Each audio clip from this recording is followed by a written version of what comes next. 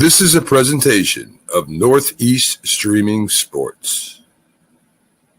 We love sports. Joe Louis, the greatest boxer ever lived. Not only do we love sports, but we love to debate sports. He was bad in Captain Clay. He bad in Sugar Ray. He bad in that. Who that's the new boy? Mike Tyson. Look like a bulldog. He bad at him too. He done whipped Mike Tyson there. He whipped all their ass. For the best sports analysis in the triad. What about Rocky Marciano? In-depth local coverage of your favorite schools and teams. Let me tell you something once for all. Rocky Marciano was good. But compared to Joe Louis, Rocky Marciano ain't.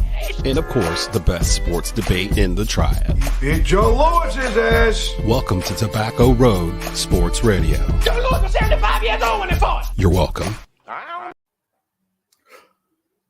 Ladies and gentlemen, this is Larry Frank from Frankly Speaking Sports, coming to you live from Hopkinsville, Kentucky. Are you a professional tattoo artist? If you are, I have good news for you. 13 Daggers Tattoo, located at the Fort Campbell Army Post in Clarksville, Tennessee, is now looking for professional tattoo artists. If you're a professional tattoo artist and you are looking for work, make sure to contact 13 Daggers Tattoo in Clarksville, Tennessee.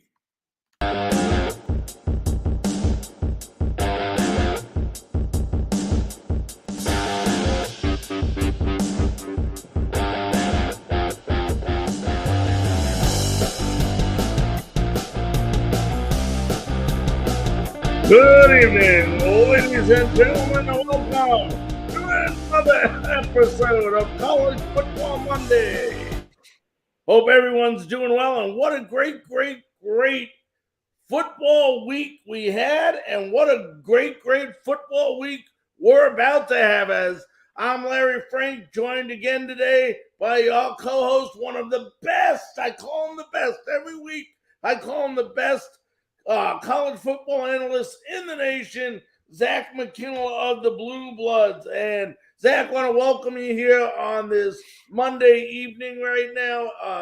And I want to start right out, Zach, because, we had some news that not necessarily indirectly, let's put it this way, was college football news. And that was the firing of Matt Rhule today by the Carolina Panthers, in the NFL. What does this do now? Obviously Matt Rhule was a great coach at Baylor University, made it to a bowl game. If anyone, which I'm sure there's someone, who do you see as the likely candidate to get Matt Rhule to be the next college head football coach? It's going to be hard to predict because, there's probably at least 15 openings that haven't become open yet. But, right now, you're looking at, there's 5 openings right now between Arizona State, Colorado, Auburn, Georgia Tech, and Nebraska. I could see them going to or getting an interview for most of those. I think Georgia Tech is starting to.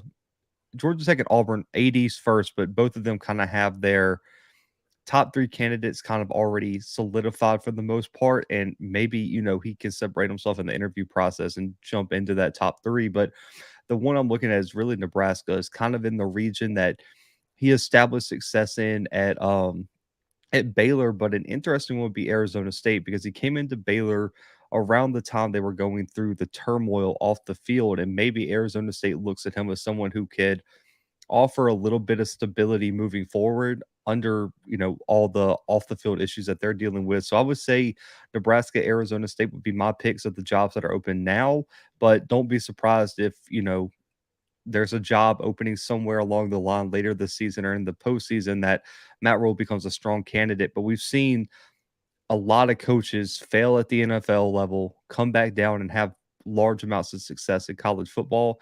Matt Rhule might just be one of those guys. So I expect him to get an opportunity somewhere. The other question is he ready to jump right back into coaching? He got a lot of money in terms of a buyout. Does he, take a few years off to get his head straight, spend some time with his family? We'll see. But I think Matt Rhule is going to be linked to a lot of jobs moving forward. Yeah, and I definitely agree. I think Nebraska looks like the most interesting job for him. But once again, that's based on what's available today. Like you said, we don't know. What do we have? We still have the whole month of October and November before college football is even over. But remember, it's going to not be long before these schools that do make decisions want to get somebody in place real quickly because of recruiting purposes. If you're a school like Nebraska, who definitely needs a big time name at their school right now, do you jump on board right now and offer Matt Rhule something to entice Matt Rhule to go there before somebody else maybe has a more enticing position for him? And this way they can start the recruiting process right away? Potentially, but you don't want to make the impulsive hire. You want to make sure you go through the right process, interview the right people, and allow, if you hired a search committee, them to do their job. I don't think just because he became available and he might be able to step in sooner than some other candidates, I don't think you want to pass up a candidate that might be a better fit for you just for the short-term option of Matt Rhule stepping in, because the season, if you can get a hire in November, you still give the coach about a good few weeks to get a staff together, get a recruiting class together. And ultimately, even if you bring Matt Rhule in, he's probably going to want people on his staff that are employed elsewhere, and those guys can't step in. So I don't think you'd be getting the advantage that you think you would by bringing Matt Rhule in too soon. Okay. Well, a topic that this week does have me a little bit on edge, let's put it that way, for better words, is the AP Top 25. Okay, I'm not worried about 1, 2, and 3 with the Georgia and the Alabama and the OSU and Clemson. I really don't care. I think they might have, or they're close to getting that pretty right. But I got a couple of questions for you that really, really surprised me in the top 25. First of all, I want to start out with this. Last week's poll, Cincinnati is number 24. They play University of South Florida and barely beat them, and they move down 3 spots. I mean, up 3 spots. They're still in the top 25. With that close of a game versus USF, wouldn't you think they'd fall out of the top 25? No, I mean, some voters really and truly only watch a handful of games. So if you win and other teams lose in front of you, you just like by default move up. It's just that's the artifacts that you get in voting for voters who don't do their due diligence on how teams actually look. They see a W, they see another team had an L, and they move teams accordingly. And that's the artifacts you're going to get when that happens. So you beat a team that you and I can probably go out and put a team together and compete with versus USF, the University of South Florida. You're 24th in the nation, and you move up 3 spots because of that win? I mean, I don't think they. I just think it's because teams in front of them lost. You look at A&M dropped out. You looked at, I think there were a handful of other teams that dropped out, and they moved up by default. And I think that's what the voters were looking at. And I don't agree with it, but that's how a lot of voters operate.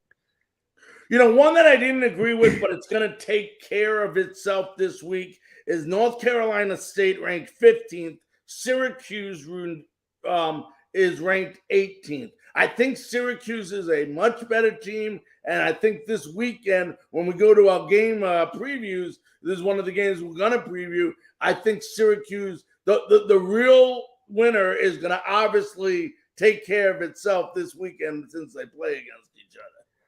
I mean, I disagree. I mean, you look at NC State, the only loss they have is a close loss to Clemson on the road in a primetime game in a game that they competed for 3.5 quarters. Clemson. But I looked at last week's game versus FS Florida State, and they played sloppy. They played ugly. But they still beat a top 25 Florida State team, though. Florida State was out of the top 25. Well, it's still a decent Florida State team, in my opinion. I still don't think that's a bad win. And right now, if Syracuse and Florida State played, I think that would be a close game. So I don't think NC State's overrated at 15. They lost to a good Clemson team, and they got a few good wins. I just don't think Syracuse has done anything to garner a top 15 ranking at this point. And you mentioned they have a chance this weekend. So right. I think NC State and Syracuse are in their correct spots as of right now. And we'll see this weekend, who's the better team. But I don't think you can punish NC State by dropping them, below 18th just because they lost a close game to Clemson.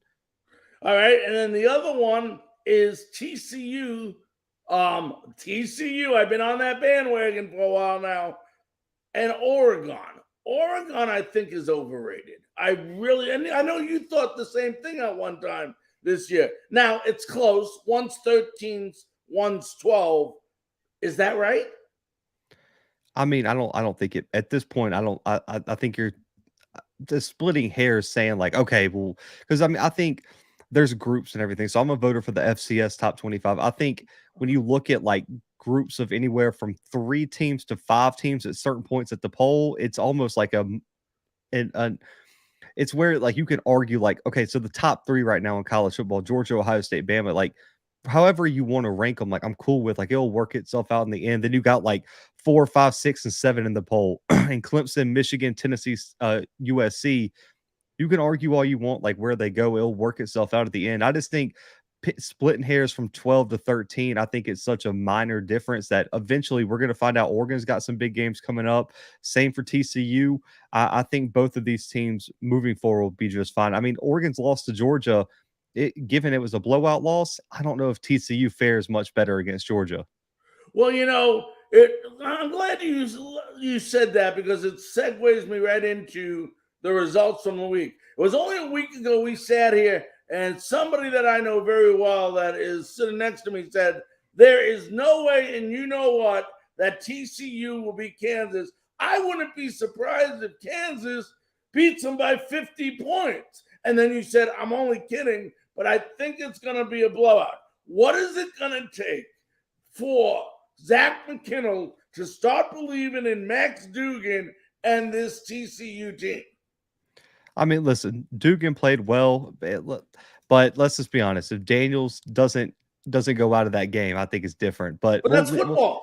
Oh, I know, I got you, but I still think Kansas lost by 7 with a backup quarterback who played really well. But man, yeah. Dugan's the guy. He had 300 yards passing, 3 touchdowns, and man, Johnston at the wide receiver spot was an absolute stud.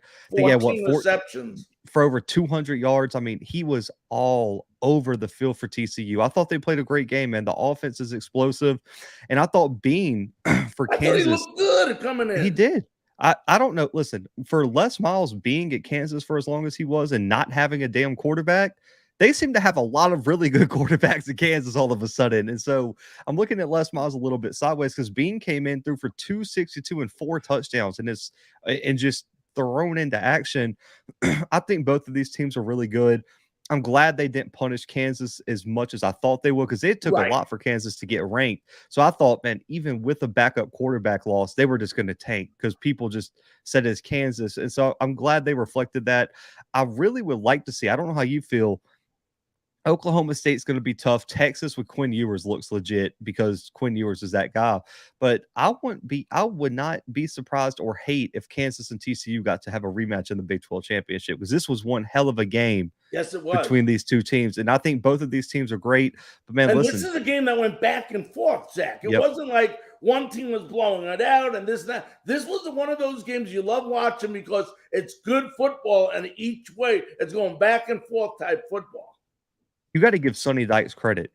I thought TCU was going to take a step back without Gary Patterson.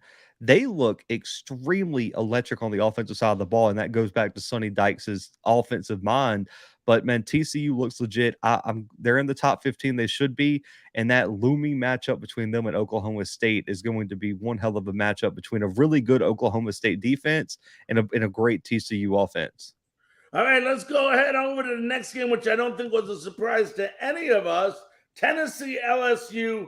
Hooker was great, but 2 things that I recognize out of this game. First of all, Jabari Small, an excellent game. Averaged 5.8 yards per carry, 2 touchdowns, $127 on the ground. But the other thing I liked about Tennessee that kind of excites me is their defense came to play.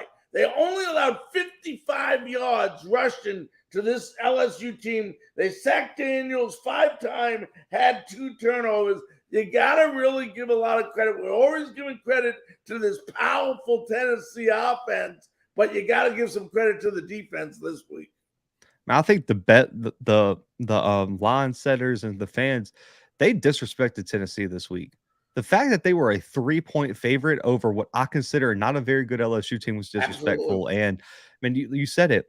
They still, it's for Tennessee. They're going to put 500 yards up every week in offense. Mm-hmm. And they did. The one thing I'm worried about is penalties. 12 penalties for over 100 yards is going to get you beat this 107 upcoming yards. weekend. Yep. They're going to that will get you beat this upcoming weekend. But, and you mentioned Hooker. I thought Hooker played his worst game of the season thus far. And they still. He wasn't the reason they won. Yeah. The other weeks this was the reason they won. This week, I won't say they didn't need him, but like you said, he didn't do anything that propelled them except, he ran, he was the lead guy as always as the quarterback, but it was other people getting more involved than they have in the previous weeks. His deep ball is beautiful.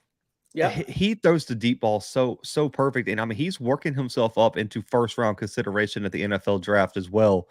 Well, and, give credit to McCoy too, his receiver. Oh yeah, what a job stud. He's done stepping up since Tillman's been out.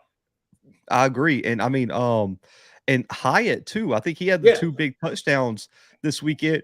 But you mentioned it. If Tennessee's defense can give you this production, I think Young had 2.5 sacks. If they can get to the quarterback and force turnovers, Tennessee is going to be extremely hard to beat. And I think they're going to be able to compete with Alabama and Georgia coming up on their schedule. This team looks complete, and everyone made fun of Tennessee through the coaching hire, like the coach hiring process. They nailed it. They hit a home run coaching hire.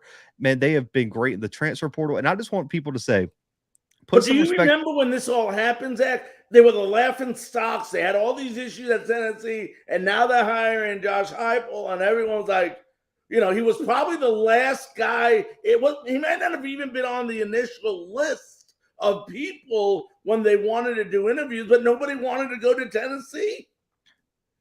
Offensive genius, man. Because listen, I want people to go back and watch highlights of Hendon Hooker at Virginia Tech. I didn't see any of this. There was none of the Hendon Hooker was the reason sometimes Virginia Tech didn't play well because he couldn't throw the football. And now he's one of the most efficient passers in the country. Josh Heupel and this offensive staff deserves a bunch of credit for this development. Yeah, absolutely. Now we're going to move on. How many weeks have I said the UCLA Bruins go as Zach Charbonneau goes? I call him Charbonneau. Since I've been pronouncing his name. What an unbelievable game he had. 198 yards, 1 touchdown. UCLA had 502 total yards on the ground. Thompson Robinson, another great game. This team, say what you want, but Utah was still a well-respected team, although this was a team, I will have to admit, that I thought was overrated. I think they lost to Florida earlier in the year. Thought they were a little overrated being at 11, but give UCLA credit for coming out and just having an incredible offense. Jake Bobo had 2 touchdown receptions, and this UCLA team continues to fly. I'm impressed with UCLA. I keep doubting them, and they keep showing me up, and especially because there was a time in the second quarter where I had a little bit of doubt. I mean, UCLA was up 14-3, if I'm not mistaken. I think and man, I thought I was like, oh, man. But listen, Cam Rising played terrible. Tavion Thomas was not as efficient on the ground as I thought. I don't know where to place Utah moving forward, but listen, where do you put Dorian Thompson-Robinson moving forward in the Heisman race? Well, he's not going to be up in the top 4. I don't think. I mean, you got to put Stroud, you got to put Young. There you go, right there. Could he be? I'm not. I don't think he's at the top 3, but okay. Well, right where's now, Hooker? Let's put it there. Is Hooker up there? I mean, Hooker's there. I think Thompson Robinson has comparable stats. I mean, right now in 2022, he's completing 75% of his passes, over 1,500 yards, 15 touchdowns, only 2 interceptions. And on top of that, I think he has 2 or 3 rushing touchdowns as well. That's pretty good, man.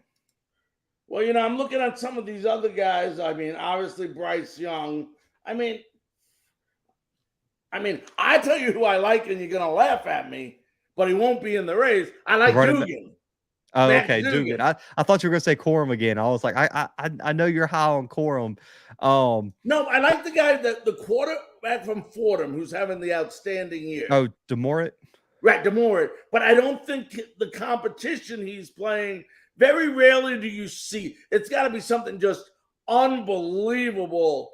And this, although it's unbelievable what he's doing, it's not unbelievable enough to get him votes, I think. UCLA is going to be tough to beat, though, when Robinson is going 18 for 23 for 300 yards and 4 touchdowns.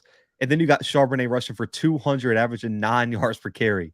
That's going to be impossible It's to crazy. beat in the Pac-12. And right now you're looking, I think it might come down to the last week of the season, UCLA versus USC. And you know another guy to throw in there, and you may laugh at me, and I know you're high on him, Will Rogers. Oh, he's a stud.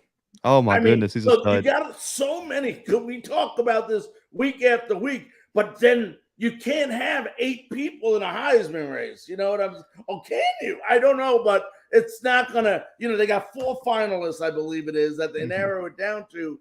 And not all 4 are going to be quarterbacks. The thing I hate, though, and I know some voters are going to do this, they're going to say that Will Rogers is a system quarterback. They're going to say, man, Mike Leach quarterbacks always put up stats like this.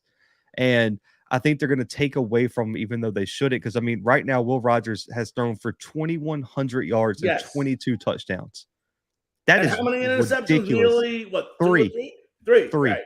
And completing over 70% of his passes. I don't know if you remember, man. Back in the day in football, it was impressive if a quarterback hit like 65% of his passes. Mm-hmm. Nowadays, right now in college football, we have like 15 guys completing 70+% of their passes, Dan. Excuse me, like almost. I mean, that is insane. Yes. And we're seeing it this year. It's incredible. But the one thing when we go back to UCLA, what you say is, I love the balance on this team. And you're starting to see Alabama get that balance with Jabari Smith now. And, we don't know when Young is going to be back. They haven't made it official yet if we'll be back or not back this week that I'm aware of. But it's going to be interesting to see how the injury bug affects some of these guys. Will it knock them out because of the amount of time they missed as well? So that's what's going to hurt Young. What's that? That's what's going to hurt Young. I don't know. Yeah. Right now, I don't know if Young's in the Heisman race after missing last week. And you know what? Alabama, which we'll get into in a minute, hasn't really played what you call stellar football. They're winning. They're doing what they got to do to win. But let's hold off on that. We'll get into that in a minute. But another game one that surprised me this week had to be Arizona State over Washington. I didn't see this coming. I mean, I don't know if you saw this coming, but I definitely didn't see this coming as I go to my notes up. This guy, Trenton Brugette, was 15 of 21, 3 touchdowns. He came in because Emory Jones got hurt for Arizona State. And then, but the one thing I noticed, there was so many times in this game, I got to see the highlights of it. Washington had what you and I would call defensive lapses. They just fell asleep, maybe. I don't know if that's the right way to describe it, on defense. In Arizona State, 9 of 13 on 3rd down conversions. And the end of the day, Washington got fooled and they got beat by Arizona State, of a team that's really, when you look at it, is in a lot of turmoil this year. And they come and they beat a team like Washington. It just surprised me. I talked about it on my show that I just got done doing. Sometimes an interim head coach can spark a team. We saw it with Ed Orgeron multiple times, twice. We've seen it across the country. I think there's 3 or 4 interim head coaches right now in college football. They all have winning records or are undefeated except for one, and the one that's not has played 2 top 10 teams and won the other game they played. It's just they just keep getting sparked in just weird ways. And this is what happened with Arizona State. I think when people see a coach get fired, they might just get lulled into like, okay, man, they don't even have a coach. We should be able to win this game. But I mean, when you look, this is one of those games. I went back and watched, some of this game because the box score doesn't tell the story. Washington outgained them. Arizona State had more penalties. The time of possession was close. Like, I don't even know what happened, but I think Michael Penix's inability to get the ball in the end zone was obvious. They had 5 rushing touchdowns, but an interception through the air, no passing touchdowns for him. And Borgett played a hell of a game. And also, what was it? Valladay was the running back that had over 100 yards and a touchdown. Yes. They ran the ball very well. You got to give Arizona State credit. They're fighting for their interim head coach. And hey, maybe they can make a little bit of a run and possibly get to a bowl game if they can win enough games down the stretch. Yeah. I said last week it was going to be close. I got laughed at. And the only reason I said that was because A&M, for some reason, always, I don't know what it is. Okay, I never said they were a better team than Alabama, but they always play Alabama close. But Alabama, I'm sorry, they're winning. I know it. They're undefeated, but they are not playing great football. They are definitely not. 4 turnovers, sacks 4 times, 5 of 14 on third down. And I know Young's not in, but that's not Alabama. They always usually have somebody, to put in there. 6 penalties on the day. Milroe, 12 of 19, 3 touchdowns, an interception. But, this is a game where Gibbs really showed up, 154 yards, 7.3 yards per carry. That really carried Alabama. But otherwise, a game that, just they didn't play good Nick Saban type football. The penalties are the biggest thing, and that's not Nick Saban football. But I'm going to be honest, man. If I know the score says otherwise, but I think watching this game, man, without Milrose, I think you finally saw, even though he was explosive, let's be 150. He had 83 yards rushing, 111 through the air, had 3 touchdowns. His inexperience cost him 3 turnovers. Bryce Young doesn't miss the roaming safety over the top and throws that pick. And Bryce Young isn't running around the pocket scrambling with the ball in one hand. I hate that. Quarterbacks, if you're going to run around the pocket, put 2 hands on the football. Please put 2 hands on the football, because he got stripped twice in situations where I think Bryce Young would either just taken the sack or got rid of the football.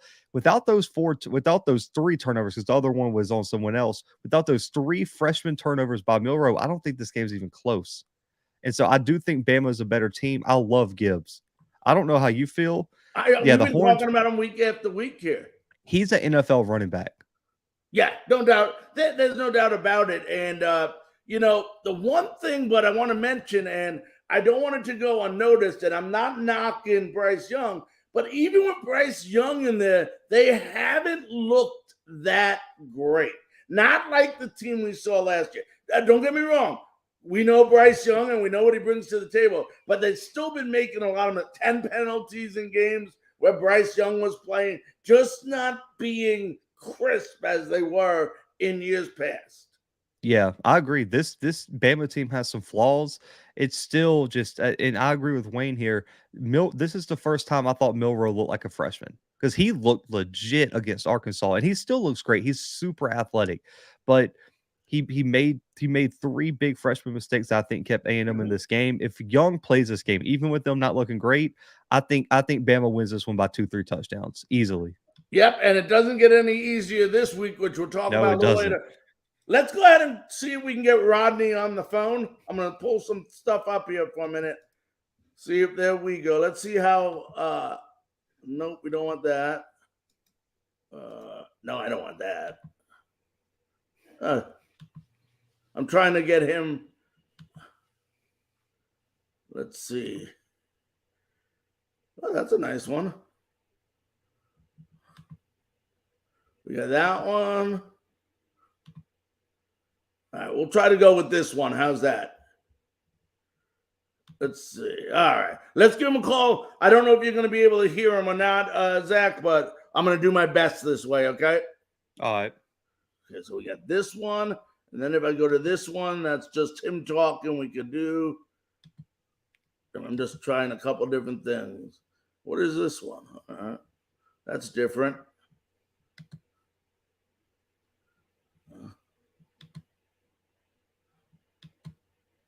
All right. Are you there? Yep, you're moving. I see you. All right, let's go ahead and give him a quick call and see if we can get him on the line, see how loud he comes out. Let me find his phone number here. originally he had to drive somewhere, so originally he was going to be on per link, but we'll do it this way.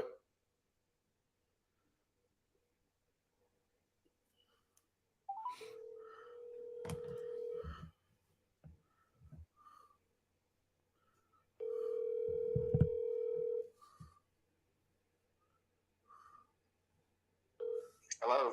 Hello. Hey, Rodney. Hey. Hey, ladies and gentlemen, it is a great pleasure, honor to introduce to you now the founder of TiderInsider.com and the host of the award-winning Tider Insider TV, now entering, listen to this, 23rd year on WVUA 23 in Tuscaloosa. Let's welcome in Rodney Orr. Rodney, how you doing tonight, buddy? Hey, I am doing great. I appreciate you having me. Rodney, thank you so very, very much for joining us. I know you got a busy schedule, the success of Alabama and all that's going on right now. But let me ask you to start right out. I'm not going to pull any punches. In your opinion, with the healthy Bryce Young, is Alabama still the team to beat? Well, look, they're certainly one of the teams to beat, I think, with a healthy Bryce Young. But to be very honest with you, this team has not been as disciplined as I expected. I thought there was a lot of maturity coming back, leadership, that they had learned a lot of things from last season where they fell short in the national championship game. I thought they would play with a lot more maturity than they've played in some of the games this year. We've seen it at times, but then we've seen that the lack of discipline, they beat themselves in some ways. Again, when I say beat themselves, making mistakes, undisciplined errors, these types of things. And look, if they don't get those things cleaned up, they're going to have a tough time accomplishing their goal, which is to win the national championship, obviously.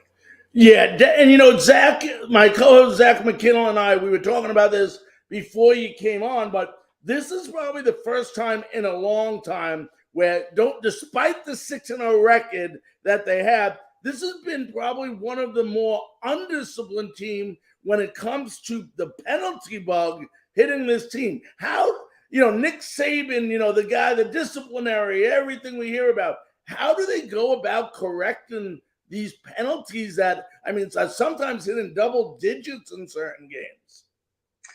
Well, yeah, there's been some. It's been strange. For example, Henry Toa, the senior inside backer, Mike linebacker guy, it's a real leader on this team. In the Arkansas game, you probably saw that late hit, uncharacteristic play for him. Those types of things. They've made these kind of mistakes in this past game. J.C. Latham, the starting right tackle, on one of the touchdown throws from Jalen Milroe, he gets hit with a personal foul because he stands over and kind of taunts the opposing defensive lineman. These are the kind of things. And to be honest with you, sometimes you have kids that make these kinds of mistakes. It's just kind of their character, to be honest with you. But these are good kids. These are kids. That's what's so difficult, because when I look at this group of Alabama players, we're not talking about a bunch of guys that are difficult. They're not bad characters. They've got some really good individuals on this team. So it's kind of hard to explain some of that. Then they've had some face mask penalties. They've had just, you name it, things have cropped up. And some of it's been just bad luck, things that have happened. So, how are they going to get it straightened out? I don't know. But I know one thing. I've seen teams like this before, and I've thought, there's no way this team can go to the national championship game, much less win the thing. And lo and behold, over the course of the season, this is what makes Nick Saban great. He is probably the best developer of a team I think I've ever seen. Yeah, I don't think there's any. We've seen that year after year after year. Let me ask you this, because one of the main concerns for this team continuing its success, what is the latest we're hearing on the status of Bryce Young? Well, that's a great question. I still, would say if you press me to put a phrase on it, I would say day to day. I will be mildly surprised if Bryce doesn't play in this game. I think he will. Frankly, there's talk here that he probably could have played in this last game, but it was kind of a precautionary move to hold him out. And I think Bryce wanted to go in the game. I think late in the game he wanted to go in the game. I don't think Nick Saban would have allowed that under the circumstances. But I will be a little surprised if Bryce doesn't play. I think he really wants to play. I think he'll be probably medically cleared to play. But again, I don't think we'll know for sure, maybe until game time. Yeah, and, if it's Nick Saban's choice, he's going to wait to the last minute anyway, because that's what Nick Saban does. But what is your thought or your assessment of the fill-in quarterback, Jalen Milroe, and how he's done in the last, 1.5, 2 games? Well, let's be fair to him, and I'll say this. I mean, he came in as a really raw athlete, great athlete. When I tell you it's coming out of that football complex, they think he's a Lamar Jackson type athlete, okay? But he was really raw in high school coming out of Katy, Texas. He didn't play in one of these sophisticated high school passing offenses. They just kind of relied on his athletic ability. So they're kind of trying to develop him as a passer to become more comfortable in the pocket. And I'll say this. The kid has really worked extremely hard to try to do that, to try to train himself to stay in the pocket and to learn. He wants to become an NFL quarterback. So all of those things, I give him credit for doing that. And given the circumstances, I thought he played tremendous at Arkansas. He really did. He made perhaps the play of the year with that 77-yard run that kind of got Alabama going there in the fourth quarter. This game, I think, to be honest with you, if he had cleaned up those turnovers, he doesn't fumble the ball twice, give the A&M the ball inside, Alabama territory, he actually has a pretty decent game. He goes, 12 of 19 for only 111 yards, but he has 3 touchdown passes. So that's really positive things. He had 86 yards rushing or 83 yards rushing. So I think those are really positive things. I just think it's the mistakes that he made in the game. And Nick Saban said today he just played with so much anxiety that it really limited himself basically. So I think it's just a developmental process for him. And, I think eventually, I think he's got a lot of talent, obviously. Yeah, we're talking to Rodney Orr, founder of TiderInsider.com and the host of the award-winning Tider Insider TV show, now on 23 years on WVUA 23 in Tuscaloosa. Let me ask you this before I let Zach jump in here. You couldn't have asked, Bryce Young going down. You got a backup quarterback coming in, has some anxiety, like you said. You couldn't really ask for a better time for Jahmyr Gibbs to really start getting going the last couple of games. I know last game, 154 yards, 7.3 yards per carry. This man, this isn't a legitimate NFL-style running back, isn't it? Yeah, he's really, really good. Jahmyr Gibbs, the transfer from Georgia Tech. And, I said before the season and leading up to the season that I really felt like Jahmyr Gibbs would give Alabama as a running back kind of what Jamison Williams gave them last year as a receiver, meaning I thought he was going to be a guy that could be a difference maker. He could provide explosive plays, whether it's as a running back, running the ball, obviously, catching the ball out of the backfield. I think he's going to make some big plays as a receiver still yet. And I think, too, as a kick returner. So I really thought he was going to be able to provide that kind of, explosiveness that he's shown, especially the last 2 games when he went for over 200 against Arkansas. And then, as you mentioned, 154 in this last game. And the thing about him is if you give him a crease, that's really all he needs. Because when he hits that crease, he's got such acceleration that he can get past the second level very, very, very quickly. So he's been a very dynamic playmaker, very important player for Alabama. Zach, go ahead and jump in here, buddy. How you doing, Rodney? I'm doing well, Zach. How are you? Not too bad. So one of the criticism last year was the offensive line not always playing up to par. There were some times in the Iron Bowl last year and down the stretch in the playoffs that the one side of the offensive line wasn't playing very well. What's been your take and your overall grade on the offensive line development throughout 2022? Well, first of all, Coach Saban said today that he didn't think the offensive line had one of its best games against Texas A&M, and he said, you kind of got to weigh the positive plays versus the negative plays, and then he explained that a negative play to him is anything that's not more than 3 yards. So kind of high standards there with the evaluation, but I think, to me, this offensive line is one of the stories of this team. It's a very positive story, the development of that offensive line, because if you looked at that Texas A&M game, Texas A&M knew what Alabama was going to do. I mean, they really were limited throwing the ball. They realized that, they could stack the box, and that's what they did. And Alabama still rushed for actually 326 yards, and now net 288 with the sacks taken out. But I mean, Alabama ran the ball really well. A lot of that was Gibbs, hitting those creases. But I think this offensive line's really come along. You're right. It was, to be honest with you, it was so makeshift last year. How they got as far as they did, and beat Georgia, dominated Georgia in the SEC championship game, to be honest with you. And again, give Georgia credit. They got that rematch. They won the national championship. They deserved it. But, I mean, if Alabama doesn't lose those two receivers, Bryce probably carves them up pretty good again. But the question was the offensive line. And, this year I just think right now it's very encouraging so far to see the progress they've made. And let me give kudos to Eric Wolford, the new offensive line coach, because I think he's done a really, really good job of kind of developing this group.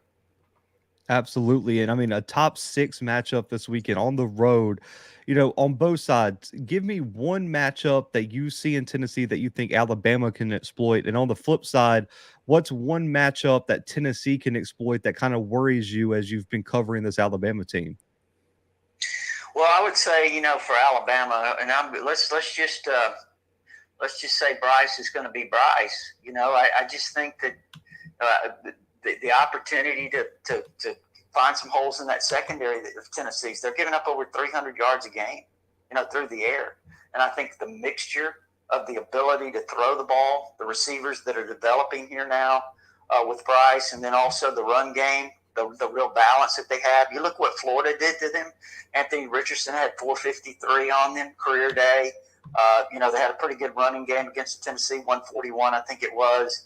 So I think those are some things Alabama can exploit the defense, I think, as a whole. On the flip side of that, I really think, with Tennessee, the way they've got that up-tempo offense, they really can strike big plays.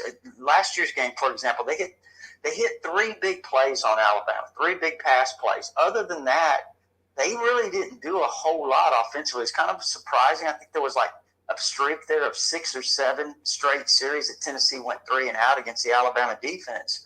So it was the big plays. It was the big pass plays, busted coverages, confusion in the Alabama secondary, because this offense goes so fast.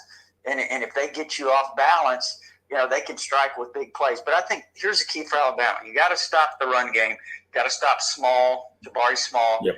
And you cannot let the quarterback hurt you on the ground, because he's really, really dangerous. If you get pressure on him, you better get him down. And then I think it's that, and I think it's the deep shots. I think that's the things. If Alabama can stop the run and not give up deep shots, they're in pretty good position.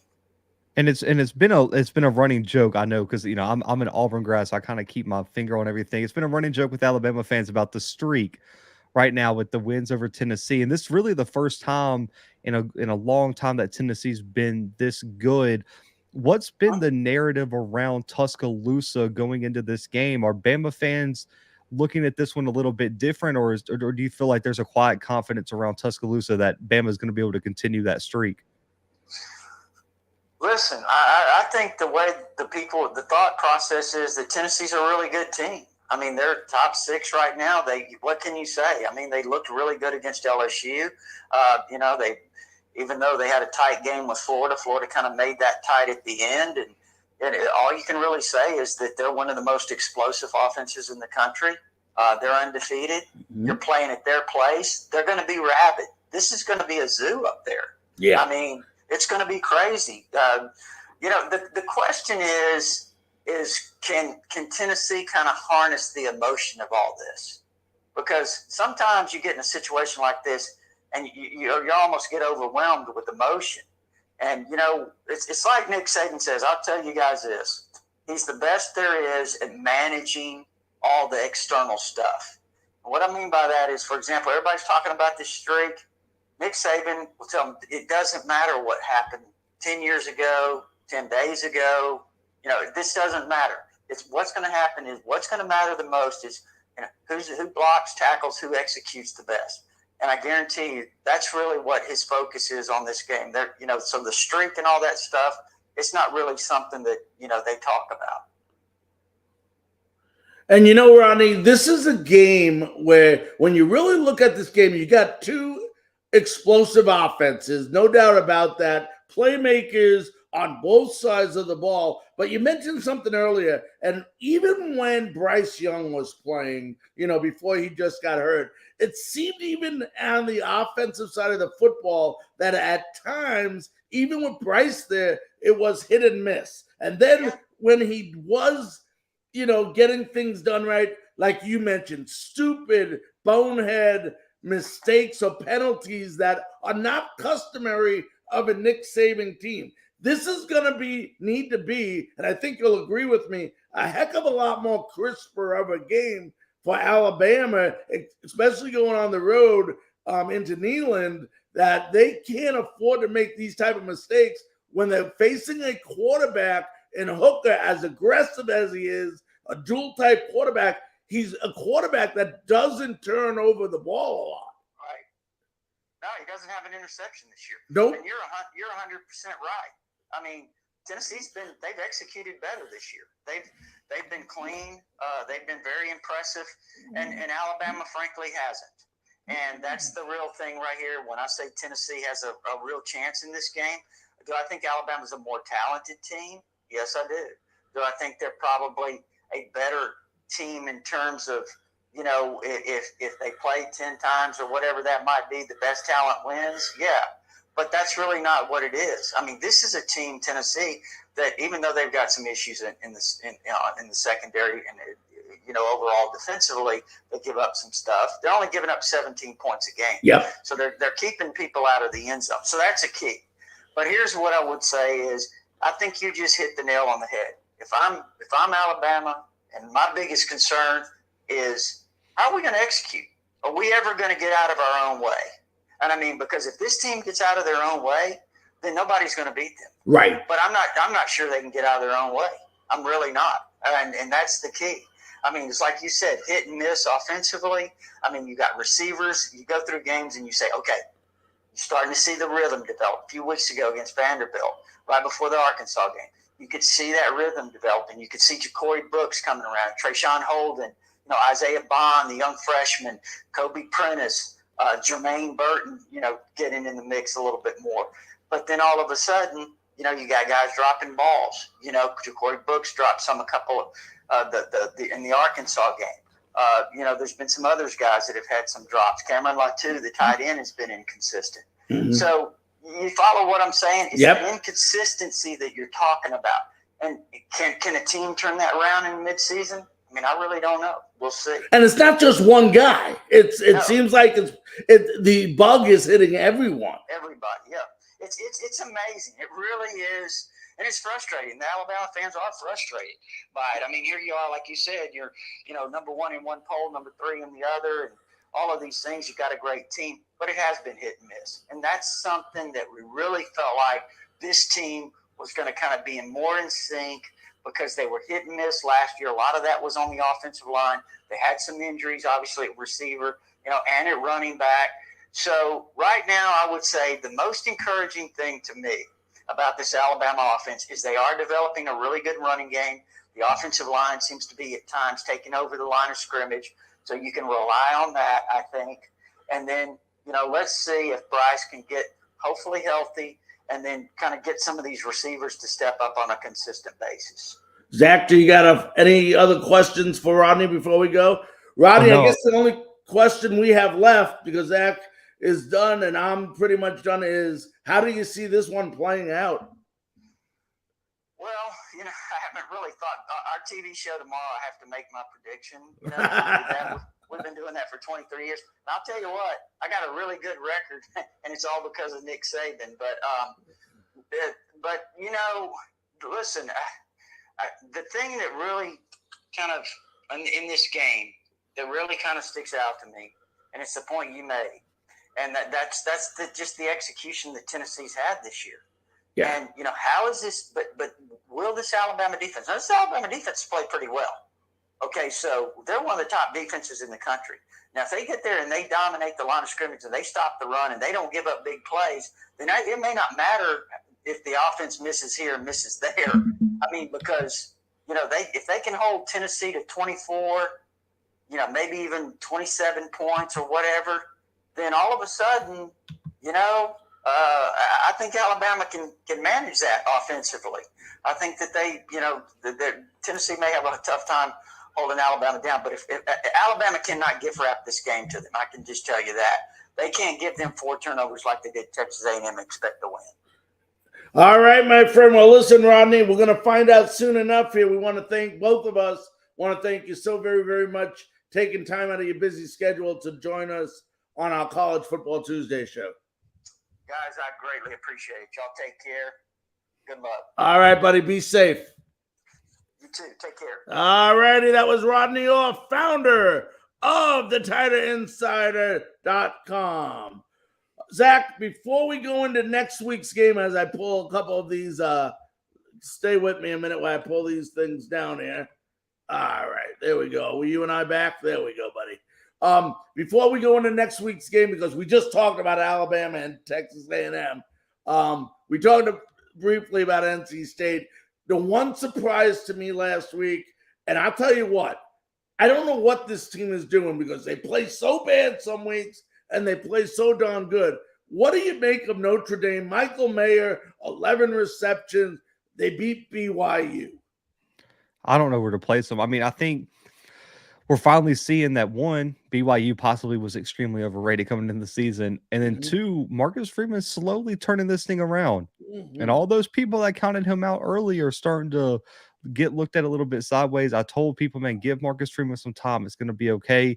Notre Dame is slowly coming around. As long as they can get to bowl eligibility, get to a bowl game, possibly win, with that recruiting class they have coming in, Notre Dame's going to be just fine.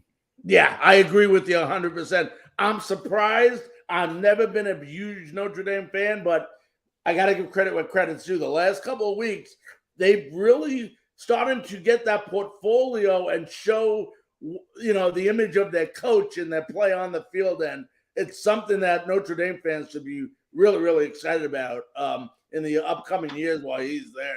Well, let's go ahead and talk about next week. We're going to skip the break. I got 6 games here. Let's start off with this one. The one, there's some good ones. Penn State, 5-0 at Michigan, 6-0.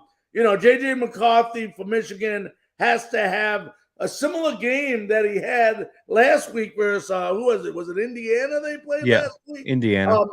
We talk. I don't think this is a game where Michigan can totally rely on Blake Corum to do it all. There's going to have to be balance. You got to remember, Penn State has a great Russian defense. What happens, if they're able to contain Corum?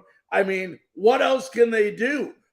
Then you got Sean Clifford on the other side, who has Washington and Tinsley, 2 great receivers. I mean, how do you see this game going? And I didn't put what Michigan was ranked. They're ranked number 5. I'm sorry, guys. And Penn State's ranked number 10. How do you see this one playing out? I like Michigan in this one. As of right now, I think Michigan right now is the more balanced team, and I do trust McCarthy a little bit more than I do Sean Clifford, especially in big games. Now, this really and truly could be one of the better running back battles of the weekend between Nick Singleton and Blake Corum. Both of these guys have been electric. I just think Michigan's defense is a little bit more complete. And also, Michigan's played 2 tough road games against Indiana and Iowa back-to-back and looked pretty good in both. And Penn State, 2 weeks ago against Northwestern, did not look the greatest. They really struggled to score against that Northwestern defense, and I think Michigan is a little bit better in that aspect. I think Michigan wins a close one, especially going back to the big house. Give me Michigan by a score this weekend. All right. I do agree with you on that. Another game, and I don't think, and I'll tell you why. I think Syracuse can surprise a lot of people this way. For one reason, I don't think Devin Leary's playing. I think it's going to be Chambers being the quarterback for NC State because of, I believe it was a shoulder injury, if I'm correct, to Leary last week. But I'll tell you what, I like this kid. What's his name? Garrett Schrader of Syracuse, the quarterback. What a great young guy this is. And Sean Tucker, who last week had 232 yards, 3 touchdowns. Now, it wasn't against anyone, but it still counts from statistically. Number 15, NC State on the road at Syracuse. If you kind of broke that news. If Leary's out, I'm going with Syracuse. Right. I don't think there's a question if he's out. Yeah.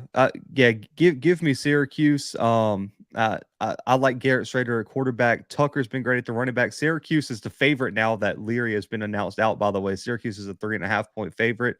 I think they clear that. Their defense has been surprising this year, man. Their defense is only giving up like 271 a game. That's not like Syracuse. And so I'm taking Syracuse this weekend, especially with Leary being out with injury. And, we talk about Schrader, 10 touchdown passes, 1 interception this year, but he also has 5 rushing touchdowns to go along with that. So he's one of those type KJ Jefferson, Hendon Hooker type quarterbacks that, you got to be able to stop both ways.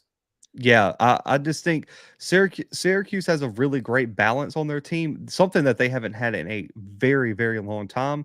Give me Syracuse this weekend. And we're talking about, man, if Kansas can beat Oklahoma this week, Syracuse and Kansas are probably going to be top 15 teams sitting at 6-0 and what, 5-1 or 6-1? That's insane. If I would have bet you that, you would have lost a lot of money. That's a fact. I would have said, listen, you can have my 401k.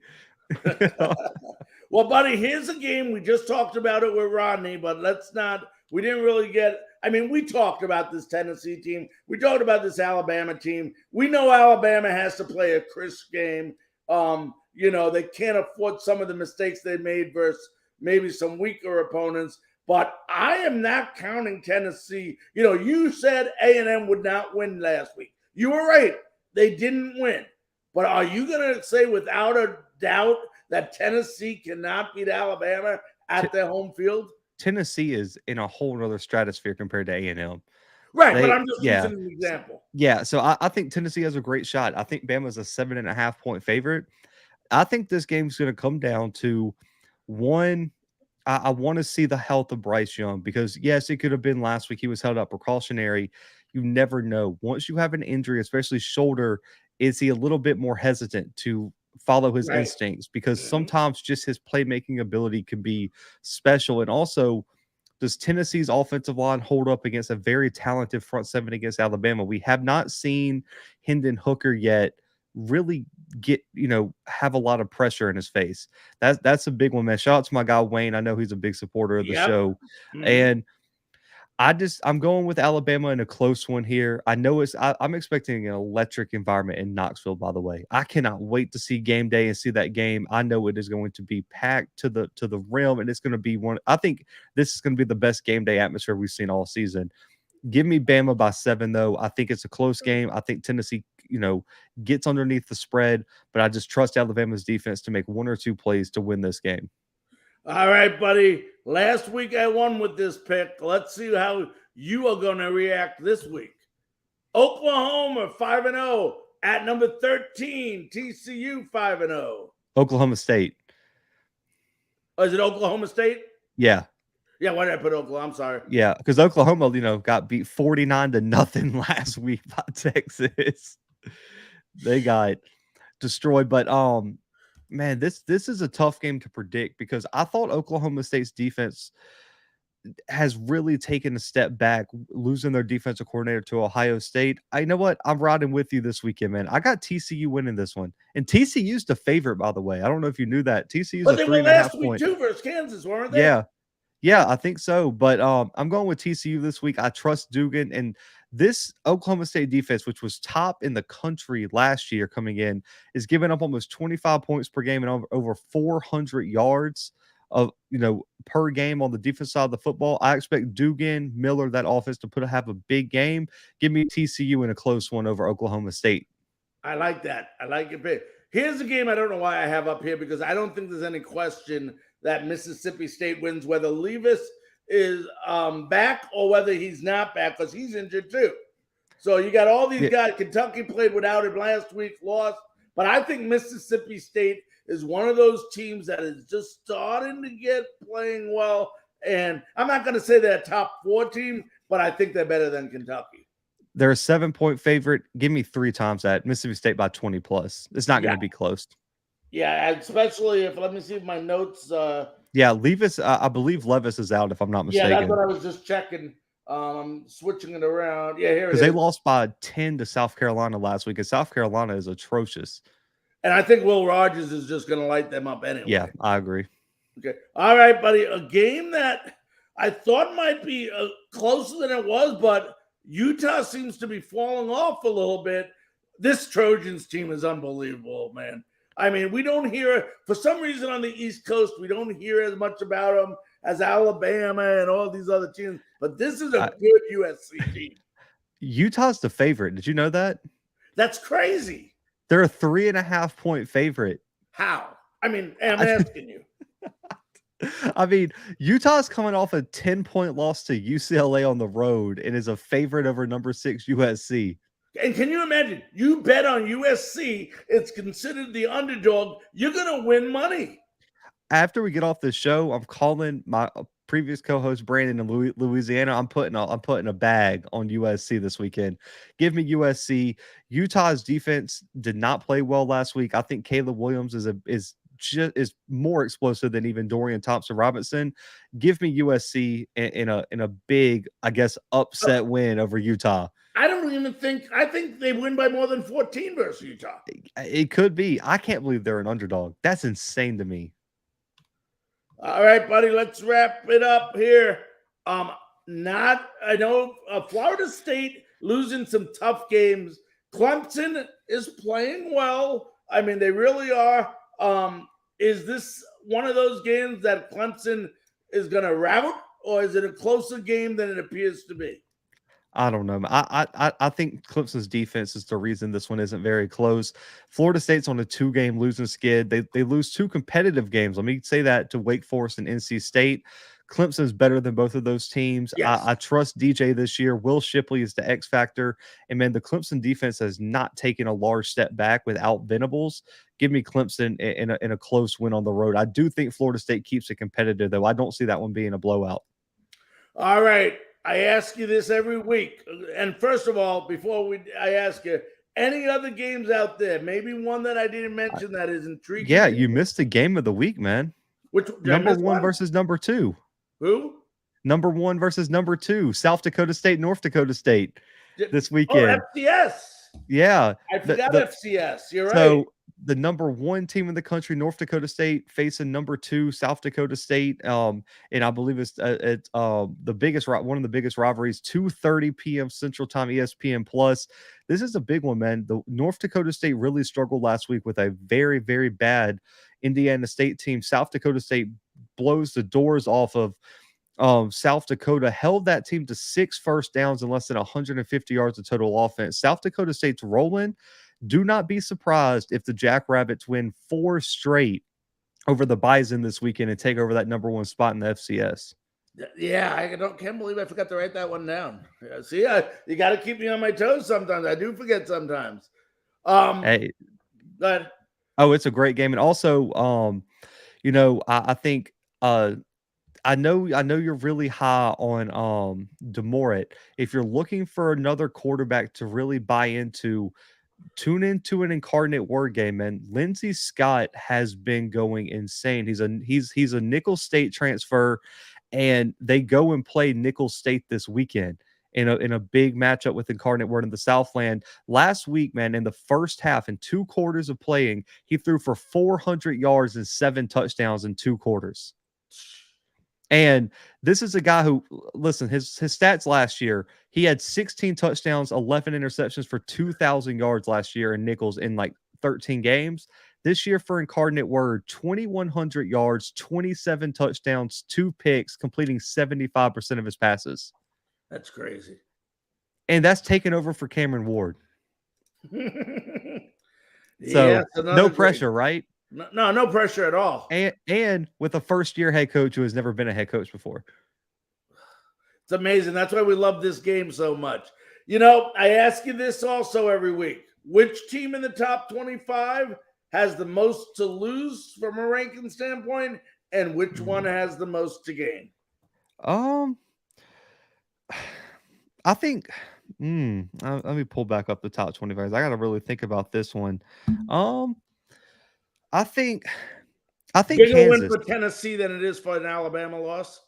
I don't think either team's going to really be hurt either way, especially if it's a close If game. it's a close game, right? Yeah, if it's a close game. If it's a blowout, then they both have a lot to lose. But I'm gonna say Kansas, because if Kansas loses to Oklahoma, it's a wrap.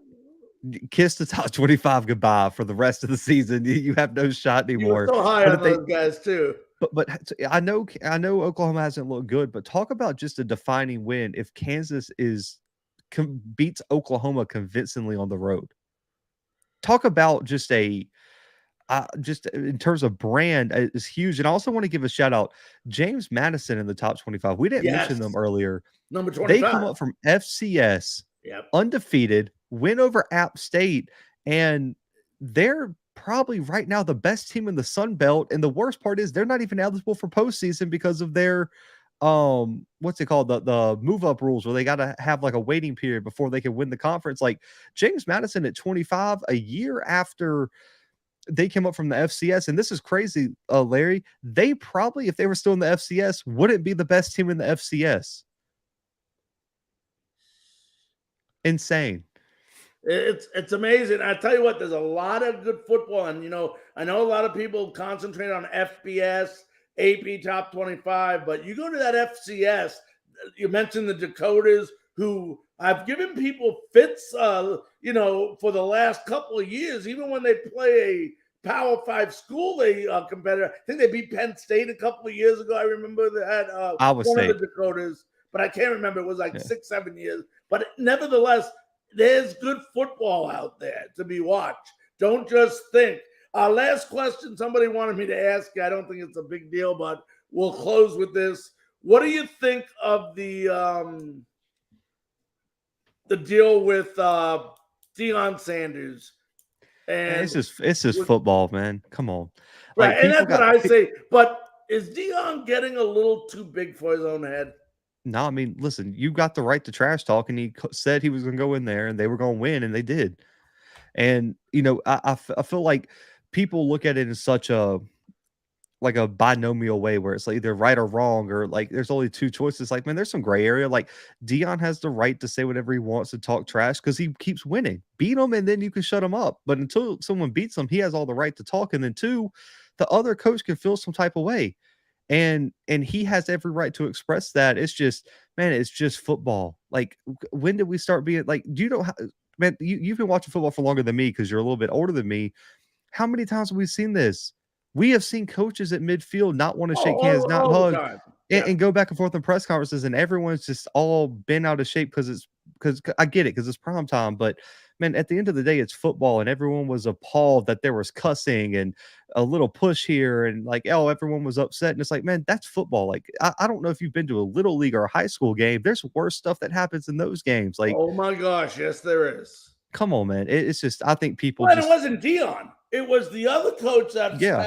Deion actually went to hug Grambling. What was it? Grambling State? No, Alabama State. Alabama State. I was there. Like, I saw it coming from a mile away. The dude locked eyes with him and like went to shake his hand. And when he went for the hug, he just put a forearm up, and that's cool. Like, I just think people blew it way too out of proportion. I've talked about it on my show right before this, and I was like, did we forget it's football and I don't have to like you? And we're in between the white lines. Well, we're competitors. You tend, when you see a call like they made on Tom Brady yesterday, you tend to forget that's true. Football. So, that's horrible. There was one tonight. Wait till you get off, because I was looking. I got a Twitter notification. There was one that was worse than that tonight. How could it be worse? Oh, it was bad. Oh, I gotta watch it afterwards then, because I can't see how it could be any worse of a call. Yeah, man. It's just getting so soft nowadays, man. Like, yeah, it is. Like, You got to put pillows underneath quarterbacks now just to get a sack. You actually got to put them in a box, and you're not allowed to inside the box or something. I mean, you get electrocuted or something. Yeah. It's crazy. But anyway, buddy, another week in the books. We got a great week. There's opportunities for a lot of upsets, just like every week, and we'll be here next week, same time, same place, to talk about it all. Yep, man. On behalf of myself, Zach Mckinnell of the Blue Bloods, thank you very much for tuning in this evening. Until next week, have a great week. And don't forget, what time is the Tennessee-Alabama game? 2:30. Which I don't understand. But anyway, that's for another time, another place. At 2:30 in the afternoon, when everybody's out, instead of 8 p.m., I don't want to talk about it. But anyway, we'll see you next week, 9 p.m. Eastern Time, 8 p.m. Central, and 6 Pacific. On behalf of all of us here, have a great night. We'll see you next week.